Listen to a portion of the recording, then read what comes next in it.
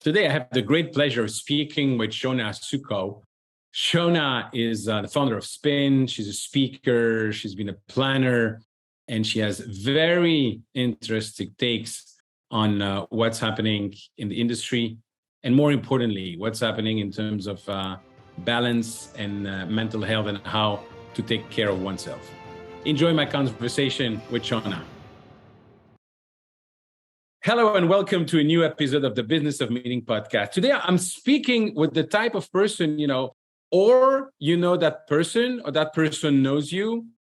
She's absolutely amazing. Everybody has met her, has been to one of her conferences, has listened to her. She's a writer. She's a community inspirational. That's the word in English. She's a speaker. Ladies and gentlemen, the one and only Shawna Suckow. How are you, my friend? Thank you, Eric. That was fantastic. It's just the reality. My mom will be so impressed. Well, my hair, on the other hand, what's happening here, Eric? What's going on? I don't know. But the good thing is not everybody is watching on YouTube, so some people are just listening. What did you do to join this industry? How did you start that? Because most of us just fell into it. There was no specific courses to join the industry. Oh, I joined. How did that happen to you? Back in the 90s, yeah, there was no career path or college courses about that specifically. So I got work right out of college with a commercial real estate company and worked my way up through PR and into their training department, which was just launching. And I helped create the curriculum to train all these commercial real estate professionals all over the country. And we had to deliver that. And so somebody needed to plan those meetings. And I literally fell into it and I had to learn embarrassing lessons on my own. I had no mentor. I didn't know who else in the world did what I did. It was rough, but I loved it. Loved it. So you traveled a lot, or was it domestic? It was international, but the only thing that was international were our incentive programs, except for Canada. I mean, we went to Canada a lot, but incentive programs were international. So I only really got to do something truly international once a year, and the rest was domestic. Large conference in Vegas every year, and then just smaller stuff all over in local offices and stuff. So everything from 10 people up to thousands and all over the place. I loved it. And you did love it, but you still decided to leave it at some stage. I loved it and left it. Yeah. So in, I think 2010, I had been paying attention to how suppliers in our industry were marketing at us and selling at us. And I was like, by that time I had founded Spin, which is a whole other conversation, but there's a message board of senior level planners, and they spent a lot of time complaining, this supplier did that supplier did that, but they wouldn't tell the suppliers. I don't want to hurt their feelings. And I'm like, well, I'll write a tell-all. And so I wrote that book long ago. It was called Planner Pet Peeves. And the phone started ringing and people started asking me to speak. And I was like, oh, no, not in a million years can you get me on a stage. And so, 12 years later, here I am doing it full time. I eventually realized it wasn't about me. The first couple minutes, whenever you step on stage, that's about you. The rest of it is about what you have to offer and how you engage. And once I realized that and got out of my own way and out of my own head, I realized I had a lot of good information and that could help a lot of people in a style that people kind of dug. So I transitioned. That's amazing. And what were you saying? I can relate to that. Every time I have to speak, whether it's to a group of 5 people or 1,000 people, I'm always some kind of stress until I realize that I'm actually there to try to share information, help them, lowering the stress, although it's still a little bit there because I suppose we care. But you say you didn't have a mentor at the very beginning. No. Did you have any mentor when you start your speaking career? Yes, actually, Jim Spellos was my very first mentor, and we connected at a conference where we were both speaking. And I was very green. And of course, he was Jim Spellos. And he's like, let's go have a drink afterward. And you can ask me anything. And I was just flabbergasted. I'm like, Jim Spellos is willing to share his expertise with me and give his time to me. And I just felt that was so cool. And so I've made it a point ever since then. I did that in planning, but as a speaker now, I do that with up and coming speakers because it's so important. He helped me skip ahead of so much stuff that I didn't have to learn on my own. And that was fantastic. I still appreciate him to this day. And for, I would say the young professional listening, it doesn't cost anything to ask somebody that you respect, you want to have their opinion. Just ask. The worst is you're going to get a no. That's all, no response. But the contrary, most of the time, you'll get amazing feedback. And I think what you're mentioning, Shawna, is also to build some, maybe not formally a board of advisors, but a personal network of people. You can tap in, you can ask feedback. And also, is that one of the rationale of why you started Spin? Well, I started Spin, and then I absolutely want to circle back to like a board of advisors. That's really great that you mentioned that. So I started Spin in 2008. I had been a planner then for 15 years-ish, and 14, 15 years. And I just wanted a different type of conversation than I was getting at the associations. The well-known associations in the industry are fantastic, but they necessarily have to be all things to all different levels of planners, all different experience levels, also have to cater to suppliers. That that's the nature, and they're fantastic at it. I wanted more of a distilled conversation to add to that, not replace it, but add to that a more senior level type of conversation where we could skip all of the basics and just get to, how are you handling this, or have you come across this? And I really thought there would be like 20 or 30 of us at most. And today there's like 2,500. Huh. It's crazy. Nice. So obviously I wasn't the only one feeling that way. And we've got a Facebook group. It's free to join. You just have to have 10 years of experience or more as a planner. And the conversations there really, I think, saved me and saved a lot of us during the pandemic, because it was a horrible time for people in our industry. I mean, mentally, it was horrible. Financially, it was horrible. If you owned your own business, the stress of all of it was just beyond other industries, and we're already one of the top 5 most stressful occupations to be a planner. It's one of the top 5 most stressful in the country. But then when something like a pandemic or some sort of horrible world event happens, our industry is the first to get hit and the last to recover. And we saw that with the pandemic. All the dominoes fell, everything started canceling. And it took a long time for people to be comfortable with live meetings again. So we had all the added stress. I still say we, I still feel like I'm part of that community. So I'll still say we till the day I die, but we had to, I hate this word, pivot. So I take a drink whenever I say the word pivot. If you have a beverage, you should take a drink. I'll take $1 every time somebody says that. But on the other hand, in this particular case, we had no choice. Yeah. So we had to take on the added stress of canceling live meetings. And then it was hit or miss, like, okay, now we're going to plan the same meeting again. And what a lot of people didn't understand was unplanning a meeting is almost as complex as planning one. And then you'd have to replan the same meeting again, and then unplan it and replan it. And then, we're going to add this hybrid thing, which adds this whole learning component now that you are responsible for. And it was just a lot. And what was lost along the way was a whole lot of self-care. And it shows because a lot of planners went from a lot of serious mental challenges, depression and anxiety and all sorts of things with joblessness and being without work, to having to hit the ground running and never getting a break, and now being understaffed.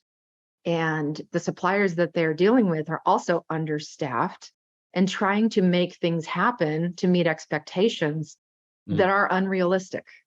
And so this just so I feel for anybody who's planning, and also suppliers too, because they're trying to meet unrealistic expectations that things are Absolutely. like they used to be. You can't do that when you're half staffed. No, absolutely. And you say that your community saved you, saved a lot of people.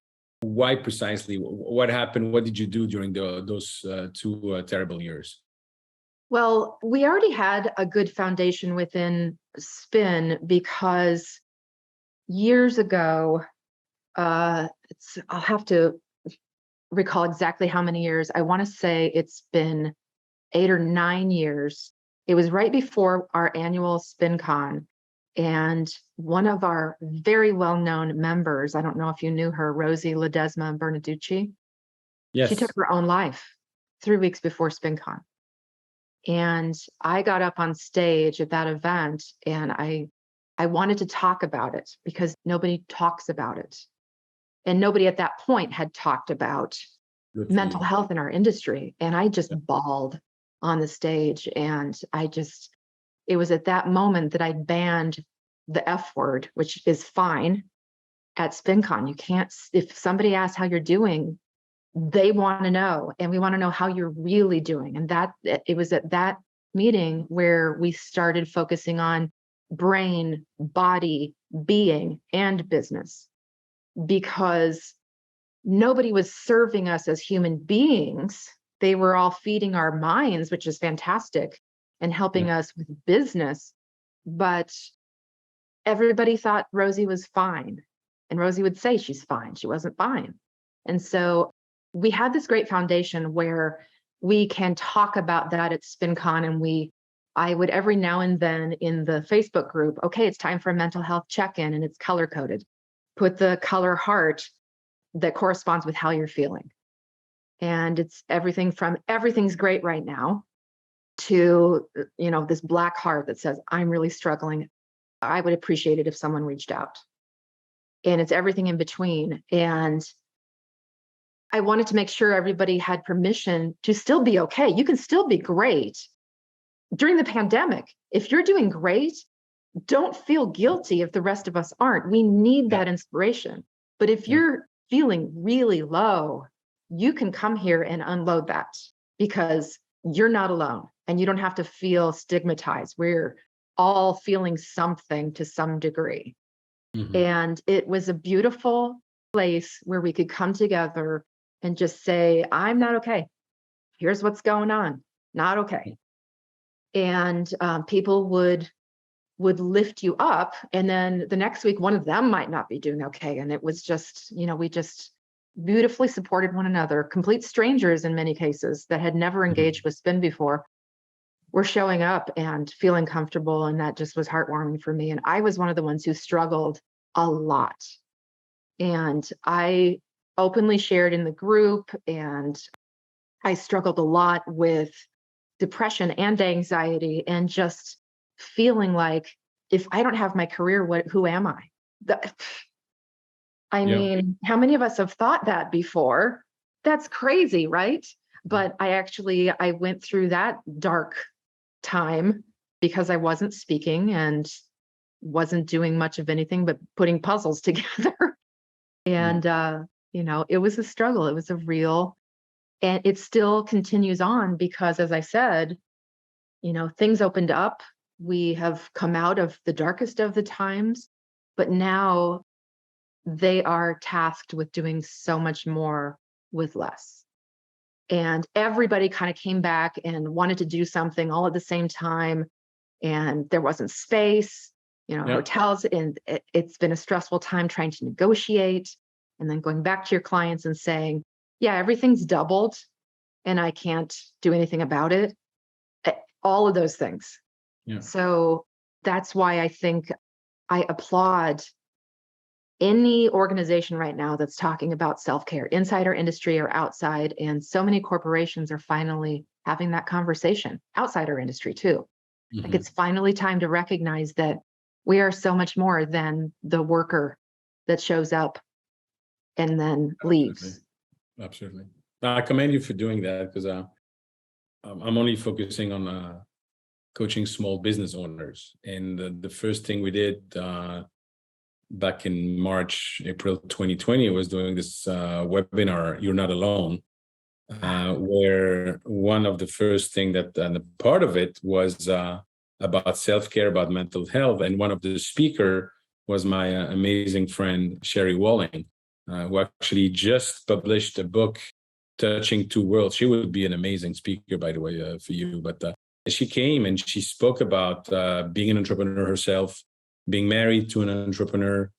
And we always spoke about the roller coaster life of being an entrepreneur. But if you're a business owner, if you're a third party in our industry, you are a business owner. You're an entrepreneur, whether you like it or not. Absolutely are. And you need to be able to speak to other people. So I understand that Spin helped you and everyone to go through this time. And I wanted to circle back because I think that you wanted to answer the question about board of advisors. My 2 cents on it is, listening to you, board of advisors is also a tool that can help you remain centered. What do you think about that? I love that perspective. Yes. So about, I think it's 6.5 years now, that I joined a mastermind with 2 other speakers, and that changed everything. I'm still part of it. Our businesses have grown, all 3 of us, exponentially since that time. We were just meeting yesterday and looking back on, the fees we were getting back then and the types of groups we were speaking to and what excited us back then. And we're just like, oh, and how far we've come. And those ladies have been there for me. They're like family now. We have been through the best of times and the worst of times. And having them as my board of advisors, but also they have had my back mentally. I've been through physical stuff that they've helped me through, emotional stuff. It's not just about work. And so a board of advisors that focuses on all of that you're really comfortable with, sharing all of that with, I think is going to help. If you just focus on the one thing now, we're all beginning to realize as humans that it's also tied together, and any one thing that gets too much attention, the other things suffer, and I was so focused on work before the pandemic. I didn't realize what I was missing and what I was lacking. And so I think I'm a lot more, I hate the word balanced too. I'm going to take a drink. But I feel like I'm balanced now. So basically, if I have a conversation with you and we're talking about balancing the pivot, that's it. You're drinking all the time. And I'm just drinking water right now. But yeah, if you say that too much to me, then we're going to the bar and it's going to get ugly. So yeah, I feel a lot more balanced, centered, whatever you want to call it now, because I'm not just so focused on work. I realized I like being off the road now, and it's a balance. And I focus on my self-care more intentionally every week, as much as I focus on business. It's not always 50-50. It can't be, but when I have the time, I want to focus on that. And give it the time that it deserves, because that feeds me and makes me better at my job. I understand. Totally understand that. How many days per year are you on the road? I used to be on the road a lot more, probably 6 times a month on average. That's a lot. And those would be multi-day. What I would do was, if I would do what I called in the neighborhood gigs, where, hey, I'm coming to Sacramento, I'm going to reach out. I'm speaking to, let's say I'm speaking to a hardware company. I'm going to reach out and see, Are there other companies that would like for me to come in and speak to their team? Is there an MPI chapter there? Who else can I speak with? And so they would turn into multi-day things, because if I'm going to make a trip, I wanted to make it as beneficial as possible and not just Right. travel for that one gig. And so those were, it was a lot. And then when my kids were both in high school, this is pre-pandemic, thankfully I said, I only want to be on the road 2 or 3 times a month, Hmm. but they were still longer trips. And that was not including the family, personal trips with friends or trips with family. And so now going forward, I raised my fee a lot because I only want to be on the road couple, 2, 3 nights a month. And so it's really got to be something that's worth my while. I have to love the audience, or I'm happy to do it virtually. Got it. So So I know a lot of speakers like you do, and it's fascinating to me. Besides the work of preparing your speech, and even if you're a seasoned speaker, you know what you're talking about. Most of the time, you still want to tailor-made to the audience if you really want to do a good job. But then you have the stress of travel and the flight canceled, and how I'm going to get there, and the schedule that you have. It's a lot of work. It's a lot of stress to do that.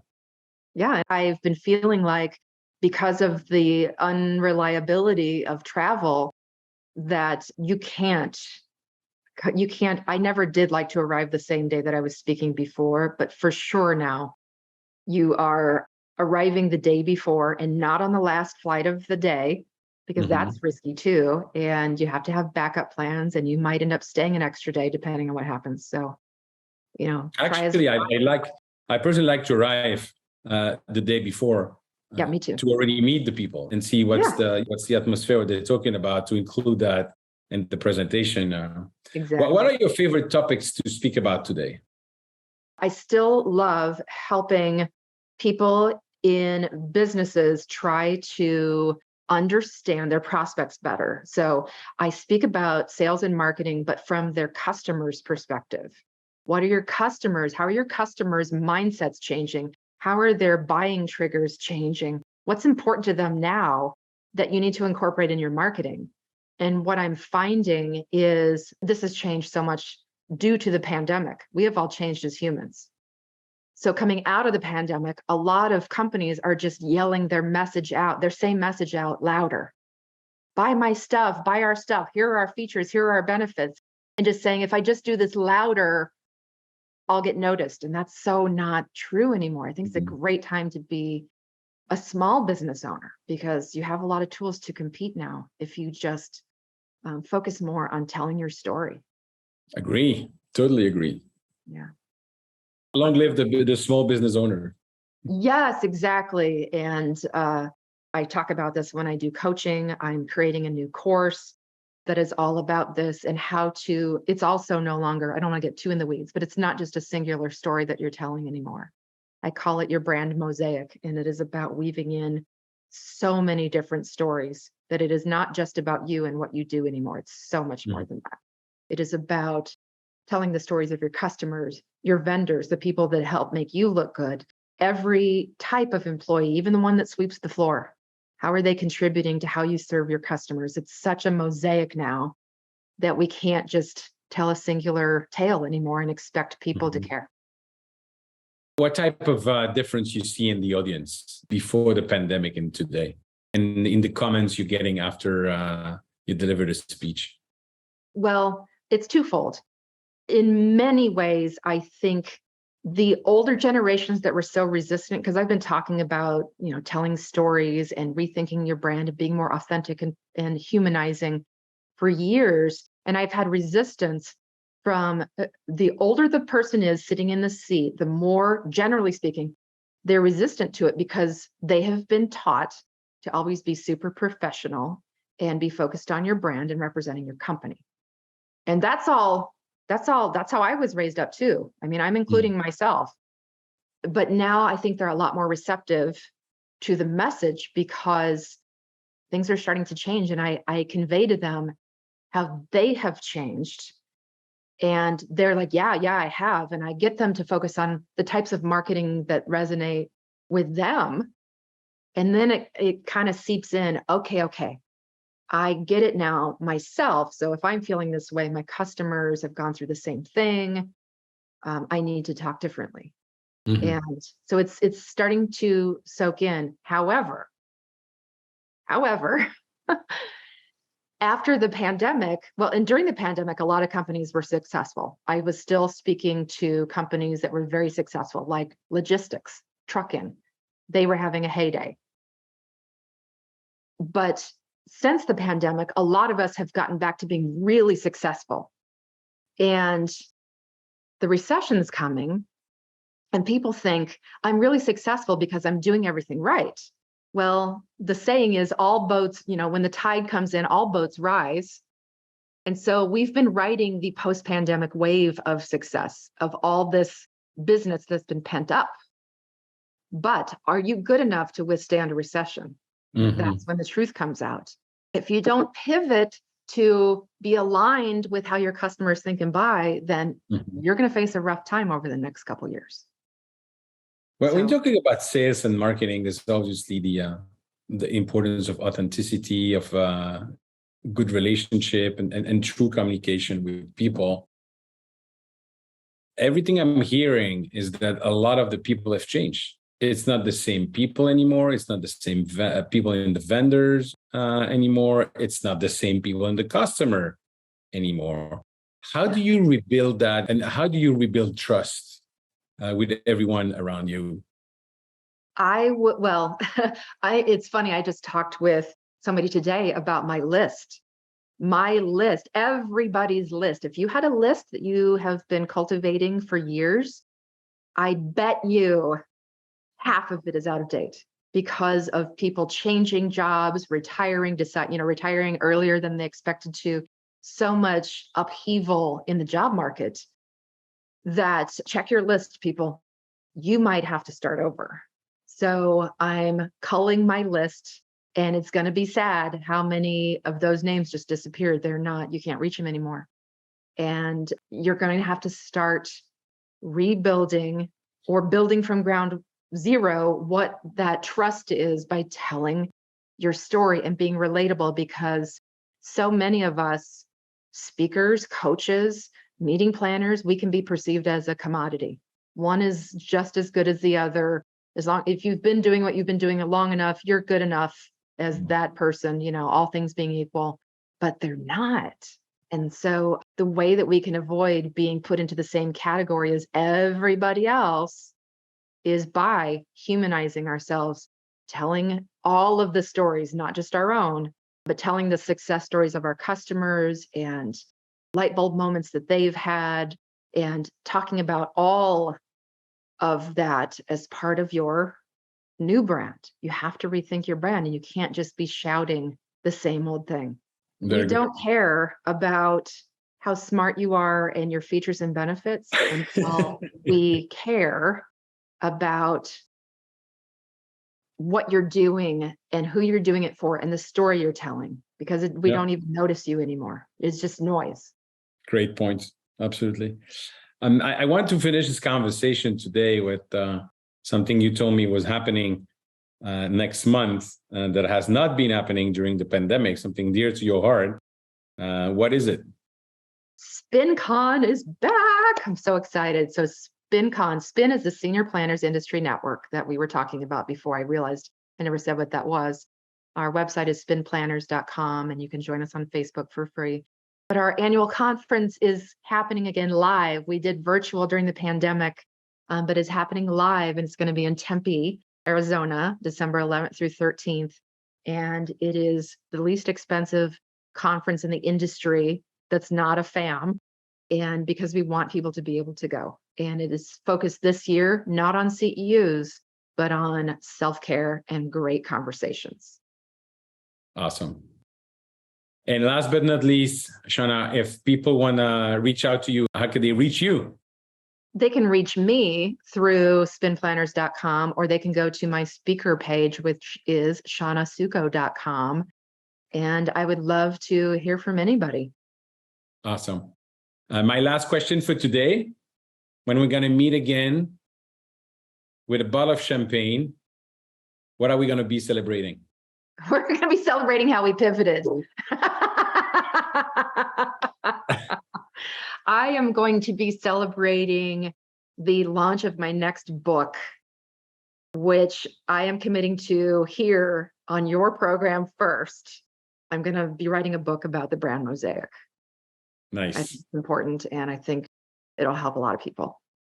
Wonderful. What about you? What will we be celebrating? No, you don't get off the hook, Eric Rosenberg. No, sir. What are we? I can push the button now. What are we going to be celebrating? Well, I just launched a book for my daughters, which explain why we left Belgium in 2013 and came to America. So it's over 300 pages, 175 links and reference. It's, you have hard copy, paperback, digital, the Audible just came out now. Oh, wow. So it was really, it's a legacy project I'm very proud of. And in the future, I'm changing and I'm looking to acquire a small business. So hopefully that will be sooner rather than later, although I want to take my time to find the right structure. Yeah. Congratulations in advance. We will celebrate in a year. Wonderful. Thank you very much for your time, my friend. Thank you, Eric. Mwah. Bye-bye. Bye. Thank you very much, Shawna, for taking the time to speak with me today and to share those great insights. And yes, we need to be speaking about mental health and balance in our lives. Ladies and gentlemen, if you want to connect with me, please reach out on LinkedIn or join my Facebook group, www.eventbusinessformula.com/group, and share this episode with your network. Thank you. Bye-bye.